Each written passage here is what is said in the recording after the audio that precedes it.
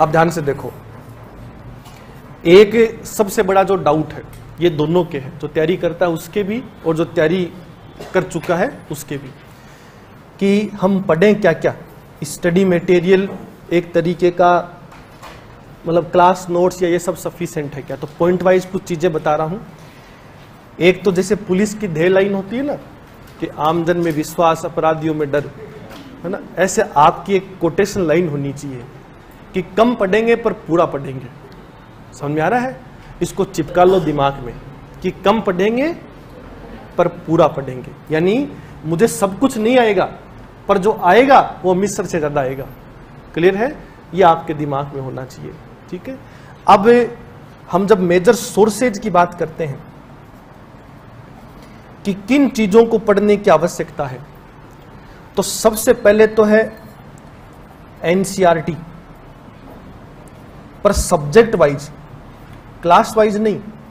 क्या पढ़नी है? Subject wise. जिनकी रुचि एनसीईआरटी में कम है वो क्या करें, सब्जेक्ट वाइज एनसीईआरटी पढ़ेंगे, लेकिन केवल कोर सब्जेक्ट की पढ़ लो, पर पढ़ना जरूरी है। यानी इकोनॉमी पढ़ लो, ज्योग्राफी पढ़ लो, पॉलिटी पढ़ लो, हिस्ट्री पढ़ लो, साइंस पढ़ लो, ये 5 तो कम से कम पढ़ो। ठीक है। और जिनकी रुचि है कि नहीं सर पढ़ तो लेंगे, आप तो बस बता दो, वो एक ही काम करो, एनसीईआरटी सारी पढ़ो। ठीक है। पर क्लास वाइज नहीं पढ़नी है, सब्जेक्ट वाइज पढ़नी है। जैसे इकोनॉमिक्स शुरू करो तो पूरी इकोनॉमिक्स पढ़ो। ठीक है। हिस्ट्री शुरू करो तो पूरी हिस्ट्री पढ़ो, पॉलिटी पढ़ो तो फिर पॉलिटी पढ़ो। और ये कभी भी सिलेबस के साथ नहीं चल सकती है, ये भी याद रखना। कैसे मैच खाएगी कि 15 दिन में मान लो कोई सब्जेक्ट पूरी हो रही है तो उसमें एनसीईआरटी तुमसे पूरी नहीं होगी। तो ये आपकी एक अलग से थीम लाइन होनी चाहिए। ठीक है। एनसीईआरटी कैसे पढ़ना है एनसीईआरटी को वो मैं आगे बताऊंगा। एक ने लिखा था शायद कि एनसीईआरटी की भूमिका क्या है, तो भूमिका समझना भी जरूरी है। दूसरी इंपॉर्टेंट चीज क्लास नोट्स। क्लियर है? अब जो आप काम कर रहे हैं, पढ़ाई की पहली तैयारी थी लर्निंग और अंडरस्टैंडिंग की, आप उसी से गुजर रहे हैं। आपको पहला काम घर जाते ही रिवीजन करने का है कि नोट्स पूरे करने का है? नोट्स पूरे करने का। भाड़ में गया रिवीजन, जब तक आता ही नहीं, लिखा ही नहीं, कहीं से रिवीजन? याद रखना। और फिर कहीं की मेंटरशिप, कहीं की सेल्फ स्टडी, जब तक तैयारी नहीं हुआ। तो बेस्ट सॉल्यूशन क्या है कि आपको जो मैंने क्लास में नोट्स लिखाए, इसके साथ आप क्या करेंगे, एक रेफरेंस बुक कोई भी पकड़ेंगे, सिंगल प्लस कॉमन। सिंगल और कॉमन का अर्थ होता है कि एक ही तो आप कोई रेफरेंस बुक लेंगे एक सब्जेक्ट की, ठीक है, और जिसमें दुनिया लेती आई है। अपने आप को ऐसे अलग से रजनीकांत नहीं बनाना है कि मैं अलग ग्रह की लेके आऊंगा। जैसे एक बुक आती है अर्थशास्त्र की रमेश सिंह की, ठीक है, पॉपुलर है पर काम की नहीं है, काम की से ज्यादा रिलीवेंट नहीं है, मतलब वो प्री बेस्ड है। जैसे पॉलिटी में एम लक्ष्मीकांत सुना होगा, तो वो प्री के हिसाब से इंपॉर्टेंट है। अब कुछ लोग डीडी बसु पढ़ते हैं, ठीक है, नाम सुना होगा, पढ़ी कभी है नहीं, और वो कहते हैं मेरे को आकर के हम डीडी बसु पढ़ेंगे। ये कॉमन नहीं है, ये अपवाद है। और अपवाद आप जैसा आदमी करे तो और मुश्किल काम है। भाई सपोज करो मैं पढ़ चुका हूं पॉलिटी, 18 बार पढ़ा चुका हूं, मुझ जैसा तो फिर भी थोड़ा बहुत संघर्ष कर सकता है, रिस्क ले सकता है। आप रिस्क नहीं ले सकते हैं, इसलिए आप एक तो सिंगल और एक कॉमन, यानी जो दुनिया पढ़ती आई है वही आप पढ़ेंगे। अलग से मत निकालो कि नहीं ये दत्त एंड सुंदरम पढ़ेंगे या ये पढ़ेंगे, कोई फायदा नहीं है। जो वैलिड है उस वैलिड को ही पढ़ो। क्लियर है? अब इंपॉर्टेंट चीज कि सर इतना प्रेशर बढ़ रहा है, कब होगा पूरा? तो ये प्रेशर बढ़ता नहीं है, तुम प्रेशर बढ़ा लेते हो। बढ़ता कैसे है कि जब आज जैसे कल इथिक्स की सब्जेक्ट शुरू करेंगे सपोज करो, तो आपको एक एनसीईआरटी पढ़नी है, तब आपके मन में गुरुजी 6 तो एनसीईआरटी हो गई 6 से 12th की, तो पहली बात तो 6 मिलेंगी नहीं, 2 या 3 मुश्किल से मिलेंगी। फिर ऊपर से 6 हैं, तो जैसे आपने 9th क्लास की इकोनॉमिक्स के एनसीईआरटी से पढ़ना शुरू किया है, उसमें चैप्टर तो 4 ही हैं, आया ना? तो साल 6 होने से क्या हुआ, चैप्टर तो मुश्किल से 10, 12, 15 है। 15 टॉपिक आपको पढ़ने हैं, तो आसान काम है कि मुश्किल है? आसान है। दूसरा, क्लास नोट्स पढ़ने के बाद रेफरेंस बुक आप जो पढ़ते हैं वो तरीका बहुत गलत है। आप क्या करते हैं, हालांकि मेरी मानोगे आप 2 ही दिन, वो अलग बात है। आप क्या करते हो कि जैसे क्लास नोट्स पढ़ रहे हो, उसके बाद रेफरेंस बुक पढ़ते हो जब सिलेबस पूरा हो जाता है तब। ये सॉल्यूशन नहीं है। रेफरेंस बुक का सॉल्यूशन क्या है कि आज जैसे ही मैंने प्रस्तावना टॉपिक क्लास में पढ़ा दिया, क्लियर है, आप घर जाएंगे रेफरेंस बुक में प्रस्तावना टॉपिक निकालेंगे, क्लियर है, उसको पढ़ेंगे, तब आप क्या पाएंगे उसके अंदर कि 80% चीजें तो क्लास नोट्स में आ गई, क्लियर है, 20% चीजें क्लास नोट्स में नहीं है। कौन सी नहीं है? फैक्चुअल चीजें नहीं है, क्लियर है। अब आपको क्या करना, परफेक्ट तैयारी की अधूरी? तो परफेक्ट का सॉल्यूशन क्या समझना कि जो क्लास नोट्स था उसमें आप क्या कर लेंगे, रेफरेंस नोट्स के जो एक्स्ट्रा पॉइंट थे वो वहीं जोड़ देंगे, उसी वक्त जोड़ देंगे। यानी आज मैंने प्रस्तावना पढ़ाई तो आज आप घर जाकर प्रस्तावना पढ़कर उसको याद नहीं करना, उसको सिर्फ सीखना है कि क्या क्या नया है और नोट्स के आगे लिख डालो। इसके दो फायदे होंगे, एक तो सिलेबस पूरा कवर हो गया क्लास प्लस नोट्स का, दूसरा उस बुक में क्या पता कोई ऐसा विद्वान शब्द लिखा हो जो मैंने क्लास में नहीं पढ़ाया, तो अगले दिन आकर मुझसे पूछने की क्षमता भी आपकी होगी कि सर ये वाला पॉइंट आपने बताया नहीं, इसमें था। तो हो सकता है मैं आपके दिमाग का कॉन्सेप्ट क्लियर कर दूं। ये जो आज आपने मेहनत की, इसका फायदा देखो कहां मिलेगा। जब आप सेल्फ स्टडी करने जाएंगे तब आपको ना तो एनसीईआरटी चाहिएगी, ना आपको रेफरेंस बुक चाहिएगी, ना आपको सिर्फ एक आपकी फाइल चाहिएगी मुख्य सचिव साहब की, जिस पे लिखा होगा फाइल नंबर 1 इंडियन पॉलिटी अध्याय संख्या 1, क्लियर है, और उस अध्याय को पढ़ना है, बस बात खत्म। ये दुनिया का सर्वश्रेष्ठ काम है, सबसे सिंपल काम है, इसी मॉड्यूल पे हम पढ़ा पाते हैं। आपकी तरह मैं लक्ष्मीकांत पढ़ने लगूं तो मैं पागल हो जाऊं, याद रखना।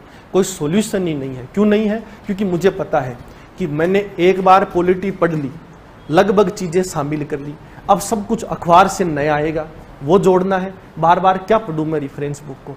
56 लोगों की 56 किताब पढ़ूंगा तो 56 पॉइंट भी नए नहीं मिलते हैं, अफसोस करोगे।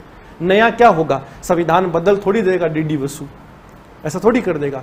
एम लक्ष्मीकांत नया संविधान थोड़ी बना देगा, तो ये प्रैक्टिकली पॉसिबल नहीं है। इसलिए इस चीज को बहुत ध्यान से याद रखना कि क्लास नोट्स उसी के साथ आप रेफरेंस नोट्स को क्या कर लो, जोड़ते जाओ, क्लियर है। और तीसरा और सबसे इंपॉर्टेंट काम, चौथा वैसे तो,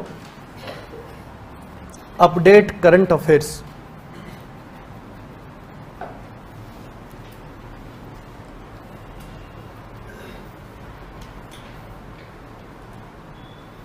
इसका अर्थ क्या है आप जरा समझना। कंक्लूसिव फॉर्म में मैं आपको एक चीज बता रहा हूं, आपके जो नोट्स होंगे वो 2 कैटेगरी के होंगे, एक सब्जेक्ट के। एक सब्जेक्ट के सिर्फ 2 ही नोट्स होने चाहिए आपके, और जो व्यवस्थित जिंदगी जीते, व्यवस्थित का मतलब होता है मार्कर वाले, हाइलाइटर वाले, उनकी बात कर रहा हूं, वो मैक्स टू मैक्स 3 बनाओ, इससे ज्यादा नहीं। पहला नोट्स होगा आपका एनसीईआरटी का, टोटल सब्जेक्ट का, एक ही नोट्स टोटल सब्जेक्ट का, 9th से लेकर सपोज करो 12th तक, किसी में 6 से लेकर 12th तक, जैसा टीचर बताए। और टीचर से ऊपर मत चलो एनसीईआरटी में कभी भी, क्योंकि तुमसे ज्यादा अनुभवी है, ज्यादा चीजें सही बताएगा। ज्यादा पढ़ने से कोई इंपॉर्टेंट काम नहीं है, रिलीवेंट पढ़ना इंपॉर्टेंट है, ठीक है। और दूसरा इंपॉर्टेंट चीज, आपके क्लास नोट्स जिसके 3 गुण होने चाहिए। पहला क्लास नोट्स जिसमें रेफरेंस नोट्स जोड़े जाएं और उन टॉपिकों का करंट अफेयर्स उसमें एड ऑन कर दिया जाए, क्लियर है।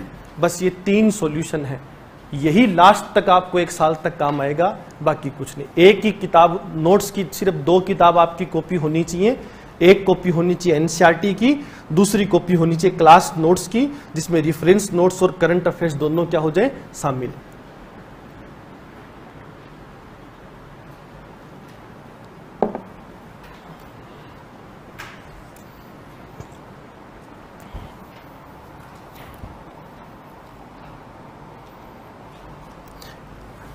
अब आपके दिमाग में एक चीज है जिसका आखिरी एक ही जवाब है। आप कहेंगे कि सर ये सफिशिएंट है क्या? सबके दिमाग में यही है, अभी से लिख लो, ये 100% सफिशिएंट है, इससे बाहर कुछ नहीं पढ़ना आपको, ये लास्ट है। दूसरा, आपको मल्टीपल बुक नहीं पढ़नी है कभी भी, ये भी याद रखना। ना कभी आपको उनको खरीदनी है, क्योंकि खरीदोगे तो पढ़ोगे, वरना पढ़ोगे कहां से, ठीक है। बस एक काम करना है, मल्टीपल टाइम्स पढ़ना है। मल्टीपल टाइम्स क्या करना है? पढ़ना है। यानी एक बार, जैसे अब आप सब्जेक्ट पूरी कर चुके हैं ना IR, तब आपके दिमाग में अब है कि सर 12 महीने बाद हम IR उठाएंगे रिवीजन के लिए, तो बेटा कोई और ही उठाएगा, याद रखना, आपकी तो सिर्फ लाश उठेगी, ठीक है?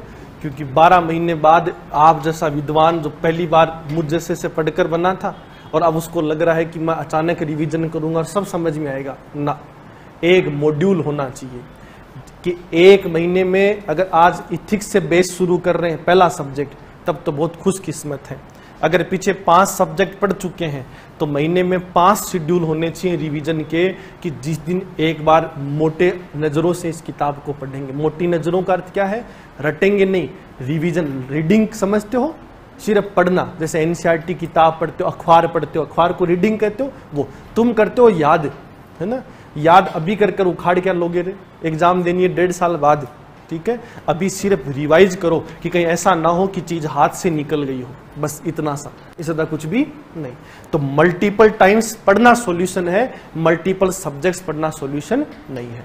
और इसके बाहर जाना भी मत, ये भी मैं आपको आखिरी चीज कह रहा हूं। अगर आप इसके बाहर गए तो आपकी पढ़ाई पंचवर्षीय योजना में तब्दील होगी, दुनिया में कोई आदमी समेट नहीं पाएगा, कभी कॉन्फिडेंस नहीं आएगा और कभी रिजल्ट नहीं आएगा, दोनों चीजें तय हैं।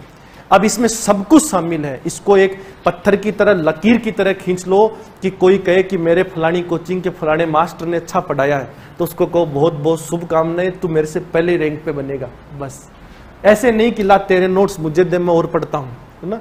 फिर तो क्या होगा? विद्वान बनेंगे, पहले पढ़ रहा है और निकलेगा कुछ नहीं। निकलेगा क्या?